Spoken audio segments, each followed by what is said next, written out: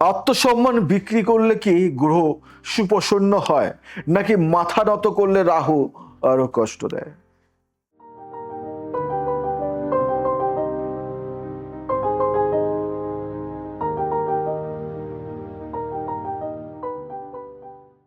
নমস্কার, আমি জয়দেব শাস্ত্রী। আজকের প্রোগ্রাম শুরু করার আগে আপনাদের একটা গল্প বলতে চাই। একজন মানুষ অফিসে বস তাকে অপমান করছেন সবার সামনে, সে মাথা নিচু করে সহ্য করছেন, কারণ চাকরিটা দরকার, দরকার তার চাকরিটা। আরেকজন মানুষ, আত্মীয়রা বারবার ছোট করে, সে হাসি মুখে মেনে নেয়, কারণ সম্পর্ক বজায় রাখতে হবে। আর একজন ব্যবসার পার্টনার ঠকাচ্ছে, সে জানে বোঝে, তবু চুপ করে থাকে, কারণ ভাবে চুপ থাকলে হয়তো ঠিক হয়ে যাবে। এই তিনজনের মধ্যে আপনি কি কাউকে চিনতে পারছেন? হয়তো এই মানুষটা আপনি নিজেই। আমরা জীবনে কতবার নিজেকে ছোট করেছি, আত্মসম্মান বিক্রি করেছি, মনে মনে ভেবেছি এখন সহ্য করলে পরে ভালো হবে, মাথা নোয়ালে গ্রহ হয়তো সুপ্রসন্ন হবে, একটু ছাড় দিলে ভাগ্য হয়তো ঘুরবে। কিন্তু ঘুরেছে কি? ঘুরেছে? আজকে আমি এই প্রশ্নের সবচেয়ে সৎ উত্তর দেব, কারণ শাস্ত্র যা বলে সেটা হয়তো আপনি কখনো এইভাবে শোনেন। আত্মসম্মান বিক্রি করলে গ্রহ কি সুপ্রসন্ন হন, নাকি সেদিন থেকে রাহু আরো শক্তিশালী হয়ে যান? একসাথে জানি। ছোট্ট একটা গল্প বলি। বিমলের দাম, প্রতি শব্দে আত্মসম্মান এবং শেষে পুনর্জন্মের আলো। আমার কাছে একদিন এসেছিলেন এক ভদ্রলোক, নাম বিমল সাহা, বয়স 48, বড় একটা কোম্পানিতে সিনিয়র ম্যানেজার। বাইরে থেকে সফল মানুষ, কিন্তু চোখের ভেতরে এক অদ্ভুত শূন্যতা। বসলেন, কিছুক্ষণ চুপ করে রইলেন, তারপর বললেন, শাস্ত্রীজি, আমি বুঝতে পারছি না, আমি সবকিছু করেছি, বসের সামনে মাথা নুয়েছি, সহকর্মীদের সব কৃতিত্ব দিয়েছি, পরিবারের সবার কথা মেনে নিয়েছি, কারোর সাথে কোনোদিন তর্ক করিনি, মনে করেছিলাম এইভাবে থাকলে সবাই আমাকে ভালোবাসবে। কিন্তু কি হয়েছে জানেন? বস আমাকে আরো অবহেলা করেন, সহকর্মীরা আমাকে ব্যবহার করে, পরিবারে আমার মতামতের কোনো দাম নেই, আর সবচেয়ে বড় কথা, রাতে একা ঘরে বসলে নিজেকে আর নিজে চিনতে পারি না। মনে হয় বিমল সাহা নামের মানুষটা কোথাও হারিয়ে গেছে। আমি তার কুণ্ডলী দেখলাম, লগ্নে চন্দ্র মনের গ্রহ, কিন্তু রাহু চন্দ্রকে দৃষ্টি দিচ্ছেন। এর মানে কি? মনের শক্তি বারবার ভিতর থেকে ক্ষয় হয়ে যাচ্ছে। সূর্য দুর্বল ষষ্ঠভাবে, আত্মসম্মানের গ্রহ শত্রুর ঘরে, মঙ্গল দ্বাদশে, সাহসের গ্রহ লুকিয়ে আছেন, প্রকাশ পাচ্ছেন না। আমি বললাম, বিমল বাবু, আপনার কুণ্ডলিতে একটা অদ্ভুত ছবি দেখছি। আপনার ভেতরে অসাধারণ শক্তি আছে, মঙ্গল আছেন লুকিয়ে, কিন্তু সেই শক্তিকে আপনি বারবার নিজেই চাপা দিয়েছেন, প্রতিবার মাথা নুয়েছেন, আর রাহু আর একটু শক্তিশালী হয়েছে। জানেন রাহু কিভাবে কাজ করেন? রাহু দেখেন আপনি নিজেকে কতটা মূল্য দেন। আপনি যদি নিজেকে সস্তা মনে করেন, রাহু আপনাকে সস্তায় বিক্রি করেন। আপনি যদি নিজেকে মূল্যবান মনে করেন, রাহু আপনাকে দামি করে তোলেন। বিমল বাবু চমকে উঠলেন, বললেন, মানে আমি নিজেই নিজের সর্বনাশ করেছি? আমি বললাম, আপনি সর্বনাশ করেননি, আপনি ভুল পথে শান্তি খুঁজছেন। মনে করছেন মাথা নোয়ালে শান্তি আসবে, কিন্তু শান্তি আসে সম্মান থেকে, আর সম্মান আসে আগে নিজেকে সম্মান করা থেকে। বুঝলেন? বিমল বাবু বললেন, এখন কি করব? আমি জয়দেব শাস্ত্রী বললাম, আগামীকাল অফিসে গিয়ে একটা কাজ করুন। বস যদি অন্যায় বলে, শান্তভাবে বলুন, স্যার এটা সঠিক নয়। শুধু এই একটা বাক্য, রাগে নয়, চিৎকারে নয়, শান্তভাবে কিন্তু স্পষ্টভাবে। বিমলবাবু ভয় পেলেন, বললেন, চাকরি যাবে না তো? আমি বললাম, চাকরি আপনার কুণ্ডলিতে আছে, কিন্তু আত্মসম্মান না থাকলে চাকরি থেকেও লাভ নেই। রবিকে জাগান, সূর্যকে জাগান, মঙ্গলকে বের করুন, তারপর দেখুন কি হয়। 3 মাস পরে বিমলবাবু ফোন করেছিলেন, বললেন, শাস্ত্রীজি সেদিন বসকে শান্তভাবে বলেছিলাম। বস প্রথমে অবাক, তারপর আশ্চর্য। বস সেদিন থেকে আমাকে আলাদা চোখে দেখছেন। প্রমোশন হয়ে গেল আমার, আর পরিবারেও কেউ একটু অন্যভাবে কথা বলছে আমার সাথে। কিন্তু সবচেয়ে বড় কথা, রাতে ঘুমানোর আগে নিজেকে আবার চিনতে পারছি। বিমল সাহা ফিরে এসেছে। বিমলবাবুর কুণ্ডলী বদলায়নি, পরিস্থিতি বদলায়নি, শুধু একটা বাক্য বলেছিলেন শান্তভাবে কিন্তু স্পষ্টভাবে। সেই একটা বাক্যে সূর্য, রবি জেগে উঠেছিলেন, মঙ্গল বেরিয়ে এসেছিলেন, আর রাহু পিছু হেঁটেছিলেন। এটাই আত্মসম্মানের শক্তি, এটাই গ্রহের সত্যিকারের ভাষা। একটা মজার কথা বলবো। একবার এক ভদ্র মহিলা এলেন, বললেন, শাস্ত্রীজি, আমার শাশুড়ি আমাকে সারাদিন কথা শোনান। আমি চুপ করে থাকি, ভাবি মুখে না বললে শনি সুপ্রসন্ন হবেন। এটাকে ঠিক করেছি। আমি বললাম, দিদি, শনি কোথায় বসে আছেন? আপনার কুণ্ডলিতে কুণ্ডলি দেখলাম, তারপর বললাম, শনি আপনার 7ম ভাবে, মানে সম্পর্কের ঘরে। তিনি বললেন, তাহলে কি আরো চুপ থাকবো? আমি বললাম, দিদি, একটা প্রশ্ন করি, আপনি চুপ থাকলে শাশুড়ি কি থামেন? তিনি বললেন, না, আরো বেশি বলেন। আমি বললাম, এটাই শনির পরীক্ষা। শনি দেখছেন আপনি নীরবতাকে সমাধান মনে করছেন, কিন্তু নীরবতা সমাধান নয়। নীরবতা মানে আপনি সমস্যাকে বড় হতে দিচ্ছেন। তিনি বললেন, তাহলে কি ঝগড়া করব? আমি বললাম, না, ঝগড়া নয়, শান্তভাবে বলুন, মা, এই কথাটা আমার ভালো লাগছে না। শুধু এটুকু, রাগে নয়, ভদ্রভাবে। তিনি বললেন, শাস্ত্রীজি, সাহস পাবো? আমি বললাম, দিদি, যিনি সারাদিন শাশুড়ির কথা সহ্য করতে পারেন, তার সাহসের কোনো অভাব নেই। সেই সাহসটা একটু অন্য দিকে লাগান। শাস্ত্রীজি, এতদিন ভাবতাম চুপ থাকাটাই ধৈর্য। আজ বুঝলাম সত্যিকারের ধৈর্য হলো শান্তভাবে সত্যিটা বলা। তো বুঝলেন তো, চুপ থাকা মানে সহনশীলতা নয়। চুপ থাকা মানে অনেক সময় নিজেকে ছোট করা। শনি সহনশীলতা পছন্দ করেন, কিন্তু শনি কাপুরুষতা পছন্দ করেন না। আর আত্মসম্মানহীন নীরবতা, সেটা সহনশীলতা নয়, সেটা কাপুরুষতা। আমি যদি জ্যোতিষ বিশ্লেষণে যাই, আত্মসম্মান ও গ্রহের গভীর সম্পর্ক গম্ভীর। বুঝলেন? প্রতিটি, এবার শাস্ত্রর একদম গভীরে যাই। আজকের বিষয়টা অত্যন্ত গুরুত্বপূর্ণ, কারণ এটা শুধু জ্যোতিষ নয়, এটা মনোবিজ্ঞান, এটা দর্শন, এটা জীবনের সবচেয়ে গভীর সত্য। আত্মসম্মানের গ্রহ কে? সূর্য। সূর্য হলেন আত্মার গ্রহ।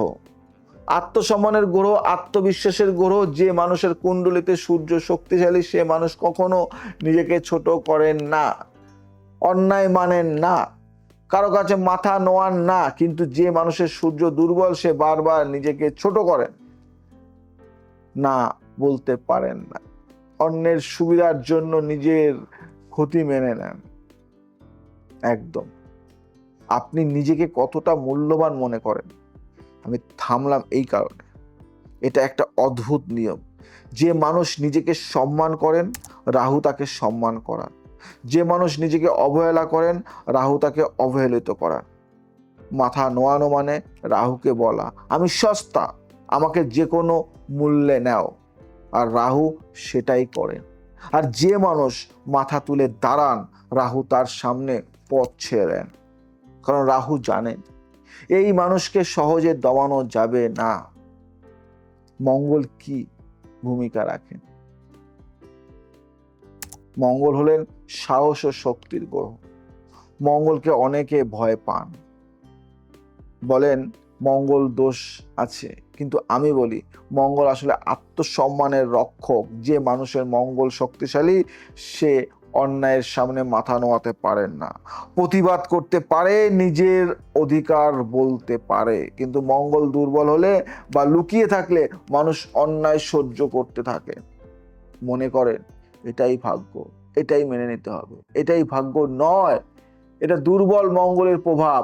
মঙ্গলকে জাগাতে হবে, মঙ্গলকে জাগাতে হবে।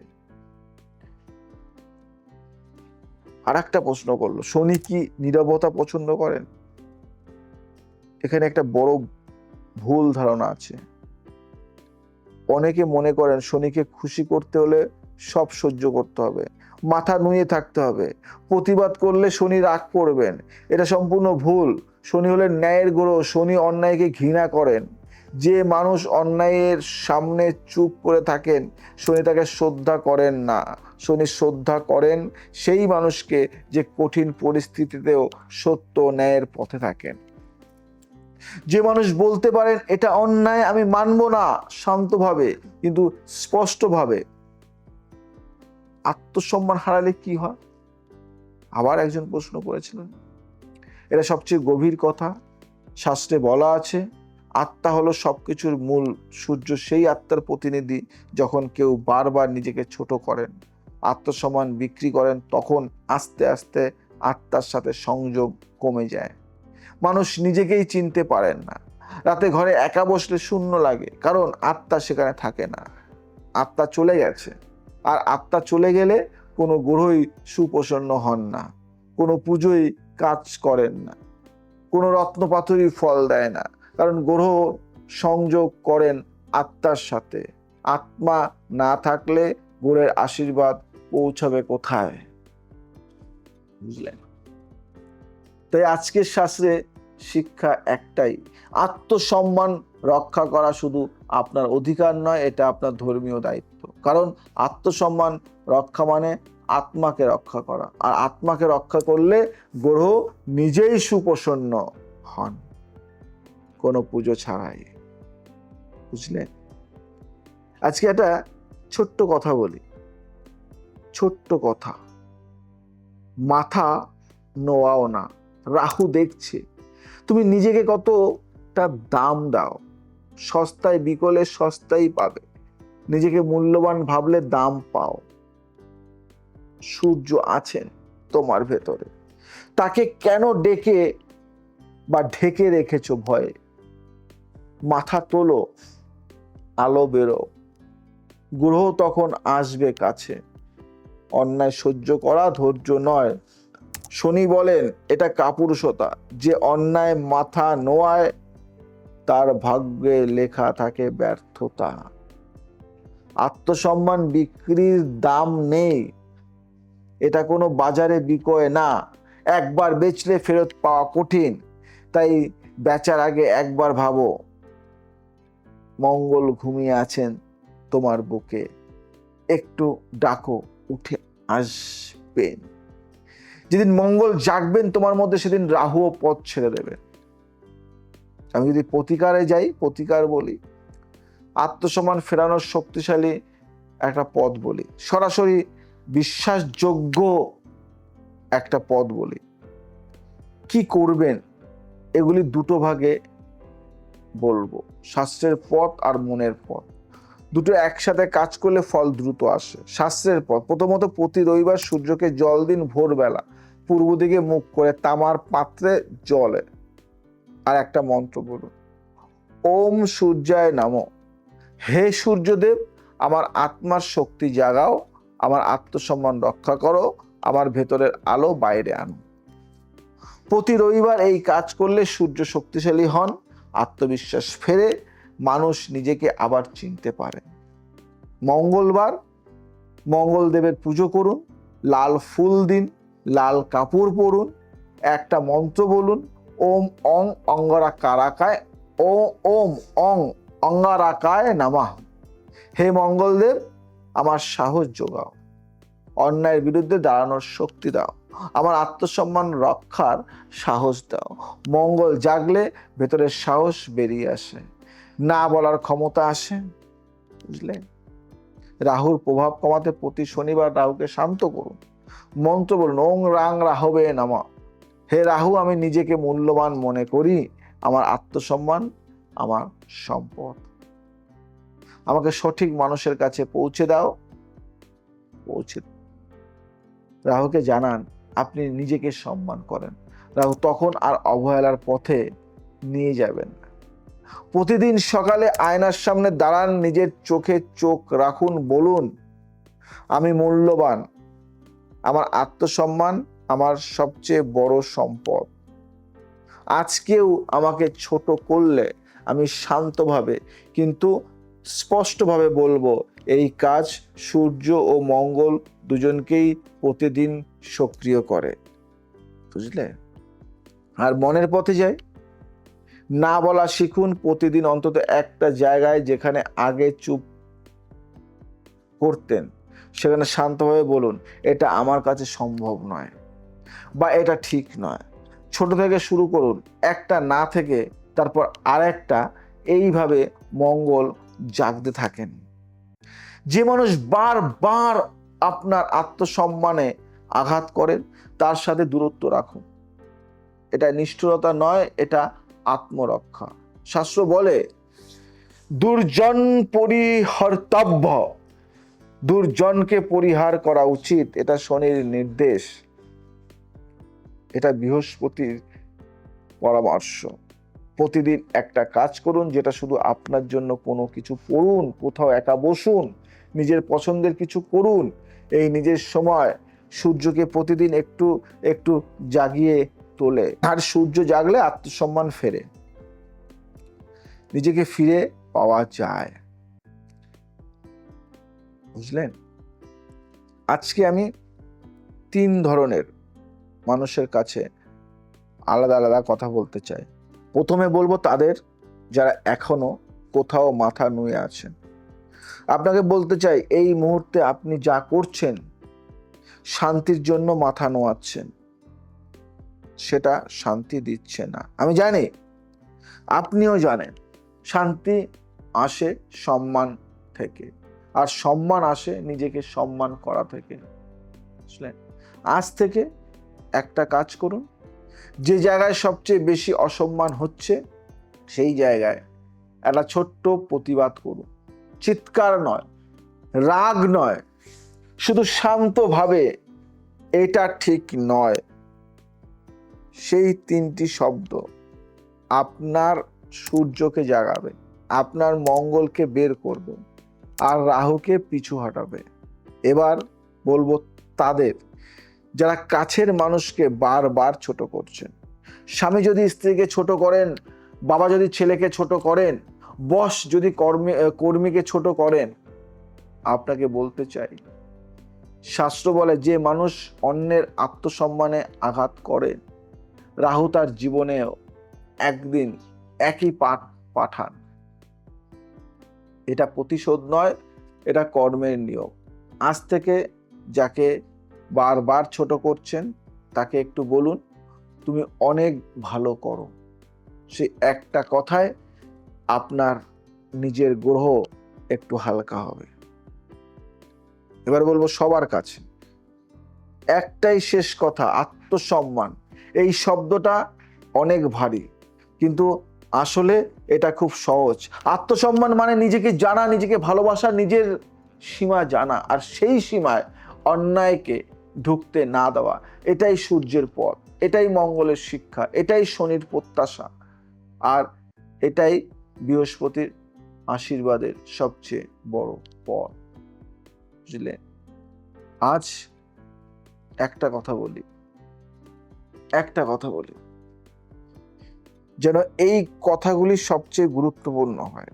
আজকের প্রোগ্রামের শেষে আমি একটা কথা বলতে চাই, এই পৃথিবীতে সবচেয়ে দুর্বল বা দুর্লভ জিনিস কি? দুর্লভ সোনা, হিরে, ক্ষমতা না। সবচেয়ে দুর্লভ জিনিস হলো নিজেকে জানা, নিজেকে চেনা, আর সেই চেনা মানুষটাকে যে কোনো পরিস্থিতিতে ধরে রাখা। শাস্ত্র বলে আত্মানং বিদ্ধি, নিজেকে জানো।